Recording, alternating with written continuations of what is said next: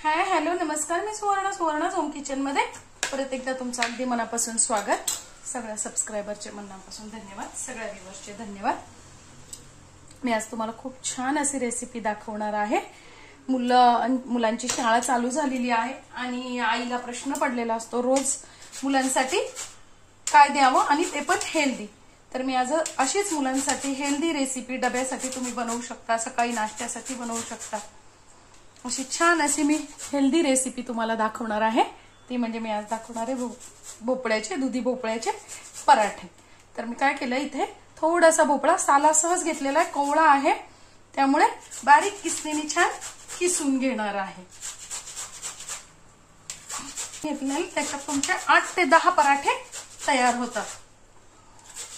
छान किसून घेतलेला आहे आणि भोपळा आपल्याला जेव्हा आपल्याला पराठे बनवायचे असतील ना तेव्हाच किसायचा आहे, म्हणजे तो काळा पडत नाही। तर बघा मी भोपळा छान बारीक किसणीने किसून घेतलेला आहे आणि मी आता हे गव्हाच्याच आपल्या रोजच्याच पिठाचे बनवणार आहे। तर त्यासाठी मी इथे 2 वाट्या गव्हाचं पीठ घेतलेलं आहे आणि अर्धी वाटी त्यात डाळीचं पीठ घेतलेलं आहे आणि थोडीशी घेतली कोथिंबीर, 4-5 घेतलेले आहेत मिरच्या, लसूण थोडासा घेतलेला आहे आणि आल्याचा 1 इंचाचा तुकडा आणि 5-6 कढीपत्त्याचे पानं।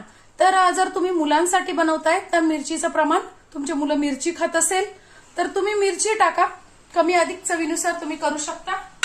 आणि अगदी छोटे मुलं जर असेल ना तर तुम्ही फक्त मिरची पूड थोडीशी घातली ना तरी टेस्ट पण छान येते आणि मुलांना या दिवसात थोडासा सर्दी खोकल्यापासून आराम पण मिळतो। तर तुम्ही या प्रकारे थोडीशी मिरची पूड घालायची आहे।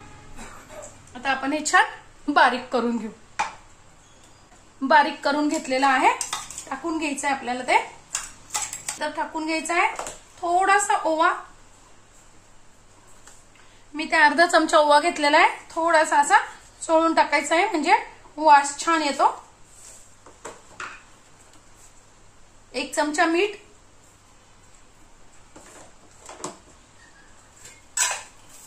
अर्धा चमचा साखर, साखर घातली ना की छान चव येते। 1 चमचा धने जिऱ्याची पावडर,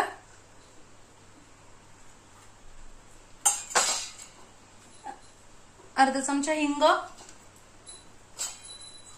अर्धा चमचा हळद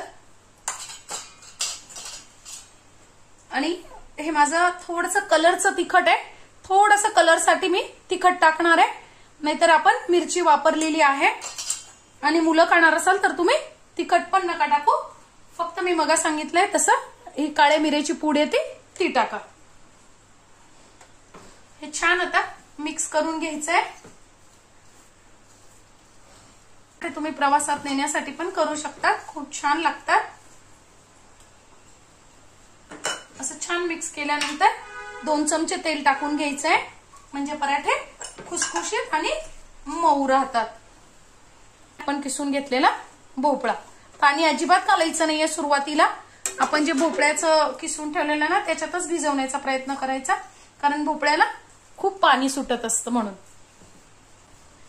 आता मी थोडं पाणी करून भिजवणार आहे, अगदी खूप एकदम पाणी नाही घालायचं आहे, नाहीतर मग तुमचं पीठ खूप सैल पडेल, म्हणून थोडं पाणी करून भिजवायचं आहे। वाटलं तरच पाणी घालायचं, नाहीतर पाणी घालायचं नाही।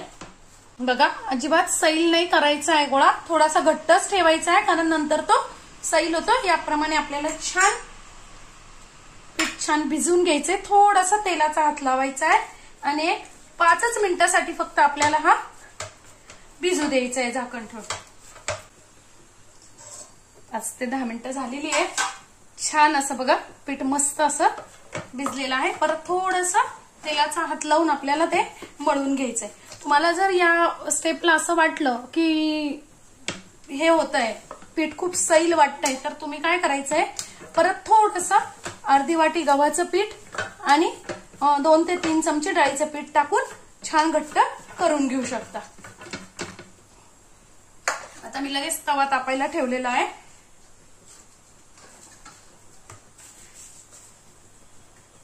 बघा आता जसे आपण पोळी लाटतो ना तशी छान आपल्याला पराठे लाटून घ्यायचे।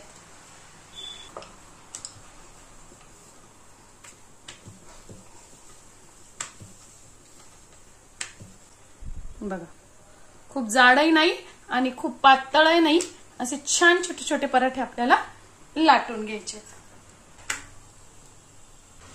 मी थोडंसं तूप टाकून घेतेय.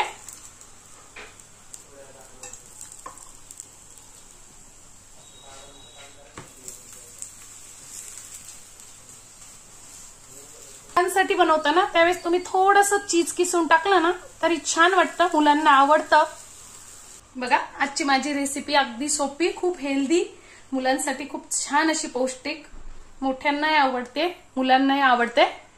तर आजची माझी रेसिपी तुम्हाला कशी वाटली कमेंट्समध्ये नक्की सांगा. चॅनलला लाईक, सबस्क्राईब आणि शेअर करा. धन्यवाद.